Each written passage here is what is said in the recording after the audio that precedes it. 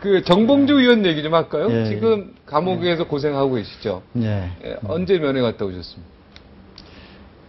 그 이제 일주일에 한 번씩 제가 이제 사모님하고 네. 정봉주 어머님 모친이 86세인데 네. 그 어머님 그 두 분 모시고 이제 매주 다녀요. 네. 그것은 제가 그 정봉주 의원이 감옥 가기 전에 저에게 부탁을 했어요. 꼭 안 의원밖에 의지하고 믿을 사람이 없으니까 네. 꼭 그 일주일에 한 번씩 네. 그 부인하고 어머니 모시고 와라. 특별면을 와다오. 네. 근데 제가 싫다고 그럴 수 있습니까? 아, 감옥 가기 직전에 분이 부탁을 하는데 네. 그래서 제가 이제 자신 있게 약속을 했는데 10개월이 흘렀죠. 네. 그리고 이제 지난주에도 이제 금요일 날 다녀왔고 네. 내일 또 이제 갑니다. 네. 어떻게 잘 지내고 계십니까? 좀 근황 좀 얘기해 주십시오. 워낙 낙천적이에요. 그리고 이 사람을 만나면은 그 일종의 그 웃겨야 된다는 그러한 그 소명의식을 가지고 있어요. 그렇죠. 그래서 감옥에서도 저희들이 이제 면회를 가면은 어머님하고 부인 옆에 딱 앉혀놓고서 이 일종의 개그를 뭐 일주일 동안 있었던 일 하고 그래서 저희들이 깔깔깔깔 네. 웃게 만들고 네. 뭐 주로 이제 우리가 이제 봉도사라고 그러는데 네. 봉도사가 감옥 면회에서 이야기하고 저희들은 그 얘기 듣고서 깔깔깔 웃고 어머님도 웃고 부인도 웃고 이제 그래고 근데 이제 감옥에 있는 동안에 독서를 참 많이 했어요. 네. 그래서 자기 말로는 하루에 2권씩 책을 읽는 게 목표다. 그래서 네. 엄청나게 독서량이 많아요. 네. 그래서 한 2달 전에 도울 선생님 모시고 면회를 왔는 도울 김용우 선생님. 네. 도울 선생님이 이제 면회 마치고 나오시면서 저를 딱 붙잡으더니 봉도사의 내공이 네. 엄청 강해졌다. 해방 이후 저런 정치인이 처음이다. 야. 아주 도울 선생님이 아주 감탄을 하셨어요. 실제로 그분이 웬만하면 감탄 안 하시는데. 그럼요. 유일하게 도울 선생님이 인정하는 대한민국 국회 정치인이 2명이 있는데 네. 하나는 이제 원외 정봉주고 네. 그 한 사람이 그래도 뭐 부끄럽게 이제 그렇습니까? 실제로 도울 선생님이 공개적으로 국회의원 중에서 자기 제자가 있는데 안민석이다 이렇게 공개적으로 여러 차례 왜 그렇다고 생각해요? 김영욱 교수 왜 우리 안민석 김영욱 교수님하고 이제 인연이 오랫동안 인연이 있었는데요. 근데 이제 김영욱 선생님은 그동안 도울 선생님은 저를 그 많은 밑에 그 사람들 중에 한 사람으로 봐왔는데 지난 가을에 아주 결정적인 사건이 있었어요. 최고의 제자다 이런 그게가 된 정치인 결정적인 중에서, 그렇죠. 결정적인 그게 이제 그 작년에 도울 선생님께서 그 EBS 교육 방송에 중용 강의를 했었어요. 네. 그래서 이제 그게 전체가 이제 32회를 하게 돼 있었는데 하루도 안 빼놓고 다 봤습니다. 근데 그게 중간에 그게 중단됐었어요. 네, 워낙 맞습니다. 말씀을 거침없이 하시니까 중단됐습니다. 16회째 중단됐거든요. 그래서 다시 재개됐죠. 그래서 이제 그 현 정권에 밑보여서 워낙 그 거침없이 말씀하시니까 그래서 EBS를 통해서 더 이상 방송하기 곤란하다 된 거예요. 근데 마침 그 방송을 그 생방송을 학생들 모아놓고 했던 데가 제 지역구 한신대였어요. 네, 맞습니다.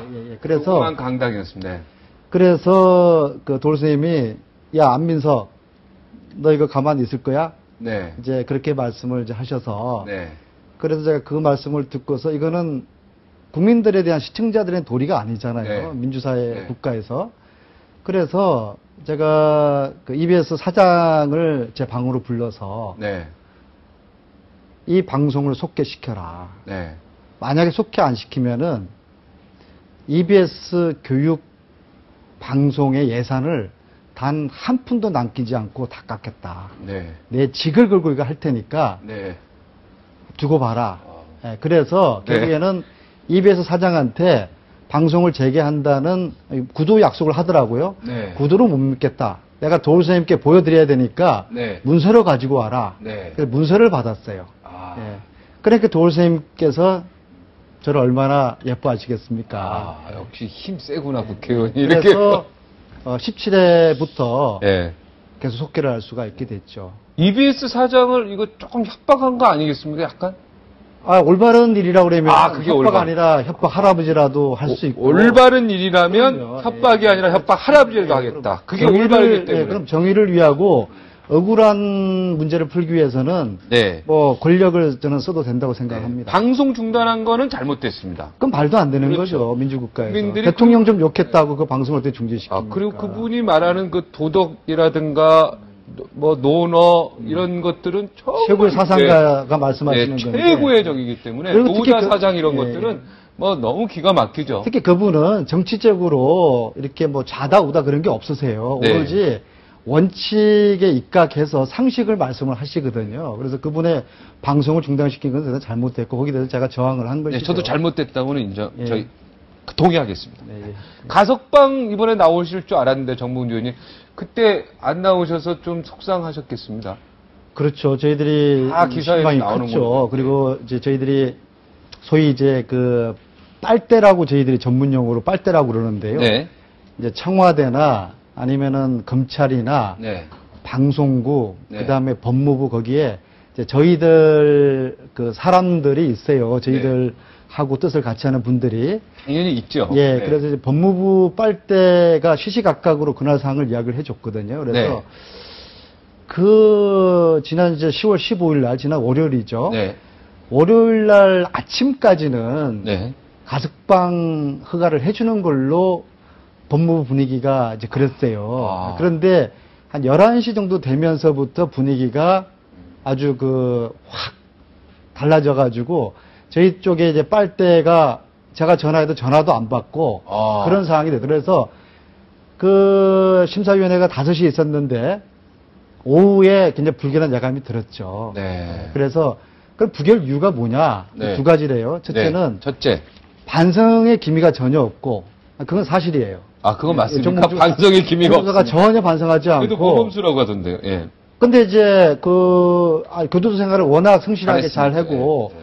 세탁도 열심히 빨고 네. 시키는 대로 잘 하고 그랬으니까 그리고 동료들하고 잘 지내고 그래서 모범수로 됐죠. 그게 9월 10일이고요. 근데 네. 이제 두 번째 이유가 가석방 된 이후에 재범의 우려가 있다. 예, 그 이유인데 사실 그것도 맞죠. 충분히 재범을 하려고 그랬죠. 근데 인정하십니까? 그래서 저희들은 이제 봉도사가 가석방 되면은 네. 대선 승리를 위해서 여러 가지 봉도사가 할 수 있는 그런 일들에 대해서 기대를 하고 있었거든요. 네. 기대를 하고 있었는데, 그러니까 반성을 하지 않았다, 재범 우려가 있다. 네. 그거는 법무부에서 정확하게 판단을 했는데, 그럼에도 불구하고 법무부에서는 가석방을 안 시켜줄 이유가 없었던 거예요. 왜냐하면은 이것을 만기 출소시키는 거는 세 가지 경우예요. 네. 마약 사범, 네. 마약 사범 아니죠. 네. 그 다음에 강간범, 네. 강간 아니죠. 그 다음에 조폭. 네. 이 세 가지 경우에만 만기 출소시켜요. 네. 그래서 이제 봉도사가 해방 이후에 최초에 만기 출소하는 정치인이 됐는데요. 네. 그런데 법무부에서는 그래서 가석방을 이건 뭐 안 해줄 이유가 없다, 명분이 없다 그랬는데 청와대 빨대의 제보에 의하면은 네. 청와대의 압력이 개입을 했다. 저희들은 뭐 100% 그렇게 믿고 있습니다. 청와대가 검찰의 압력을 넣어서 법무부의 압력을 법무부에, 넣어서 예, 그렇죠. 저기 정봉주 의원 전 의원의 가석방을 못하도록 그렇죠. 막았다. 그러니까 저희들이 법무부 빨대 이야기하고 청와대 빨대 이야기 양쪽 다 들었거든요. 그러니까 일치합니까? 그럼요. 법무부 빨대에서는 자기들 해주려고 했다. 네. 근데 청와대 빨대에서는 네. 청와대에서 이거 막은 거다. 그러니까 이거는 저희들이 볼 때는 뭐 120% 법무부는 해주려고 했는데 외압이 있었다. 그 외압은 청와대로부터 왔다. 저희들은 그렇게 보고 그때 있습니다. 언론에서도 어떻게 보면은 정봉주 의원의 가석방을 못한 부분에 대해서 많이 비판했습니다. 왜냐하면 말도 안 되는 같은 날에 은진수 감사위원은 부산저축으로부터 뇌물 받은 혐의로 똑같이 1년 6개월 받는데 거기는 나왔지 않습니까? 그래서 형평성에 문제가 있다. 그런 것들을 분명 예상했음에도 불구하고 끝까지 막았단 말이에요. 이번 대선에 아무래도 큰 영향을 미칠 수 있다고 본 거죠.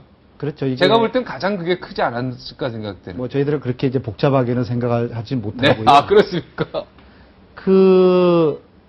가석방을 안 해줄 이유가 없기 때문에 가석방 시켜줘야 된다고 봤고, 특히 은진수를 7월 30일 날 가석방 시켜준 걸 보고서 네. 아, 이게 봉도사를 가석방 시키기 위한 명분이고 수순이구나. 그러니까 부산저축은행 그 서민들의 피눈물에 그 저축은행 그 돈에 그 저축은행으로부터 뇌물을 받은 그 은진수를 그것도 형기각은 80%도 안 찼어요. 네. 그렇게 가석방 시켜준 것은 봉도사를 가석방 시켜주기 위해서 네. 그래서 이거를 균형을 맞추기 위해서 하구나. 네. 그래서 저희도 사실 기대를 했죠. 근데 중요한 거는 그래도 이제 봉도사가 이제 이 사람이 이제 두 가지 좀 특이한 점이 있는데요. 첫째는 아마 해방 이후 사람들을 가장 잘 웃기는 정치인일 거예요. 네. 그러니까 근데 그 웃기는 것이 항상 해학적이죠. 네. 그러니까 굉장히 어렵고 복잡한 상황을 해학. 예, 네. 쉽고 재미있게 풀어내는 아주 탁월한 재주가 있어요. 예? 그 다음에 이제 그 두 번째 재주라고 하면은 네. 이거는 봉도사가 절대로 이제 이야기하지 말라고 했는데요. 네. 개도란마니까 하세요. 아니, 그런 재주가 있어요. 이거는 그런 또 재주가 있습니까? 예, 다음에 기회가 되면 내일 교도소 면에서 미건스 모임이 있다면서요. 예, 허락 받고 해야 정봉주와 미래 권력들. 되는데 하여튼 중요한 것은 그 봉도사를 가석방 시키지 못한 것에 대한 역풍이 불 것이다. 네. 국민들의 분노와 저항을 받게 될 것이다. 네. 그것은 내일 여의도 광장에서 네. 그걸 이루어지게 내일 될 것이다. 그게 내일 여의도 광장입니까? 그럼요. 그래서 네. 정봉주 가석방에 대해서 분노하고 항의하는 네. 시민들이 내일 여의도 광장에서 내일 밤에 모이게 됩니다. 네. 그래서 밤에요. 예, 그 분노와 사고가 안 났으면 좋겠네. 예. 그래야 되겠죠. 네, 근데 사고는 그 나지 분노와 저항의 정도가 어느 수준일지는 누구도 예측을 하지 못하지만요. 네. 아마 저도 내일 밤에 가려고 하고요. 네. 그리고 명진선님도 꼭 가신다고 그랬는데 네. 지금 11월 초까지 어디 기도를 들어가 계시더라고요. 네. 꼭 자기를 부르라고 하셨는데 그래서 내려오시겠죠, 뭐 연락하시면. 올라오시는 거죠. 저기 밑에 내려가 계셔요. 그러니까 예. 올라오시겠죠, 뭐. 어제 저녁에 연락을 했는데 기도가 그런 기도가 있더라고요. 잠도 안 자고 수행하는 그런 기도가 있더라고요. 네. 그래서 메모만 전해드렸는데 아마 어려우실 것 같은데 그래서 한명수 총리님이라든지 네. 그동안 특히 이제 교도소 면회를 다녀오신 그런 분들 중심으로 해서 네. 좀 저명한 분들 공지영 작가는 제가 연락을 했는데 네. 아직까지 답이 없습니까? 답장도 하지 않았어요. 오늘 캐도란마에 이제 보냈다는 거, 예, 연락했다는 답을 걸 좀 줬으면 공개했으니까, 좋겠어요. 네, 연락이 갈 것 같습니다.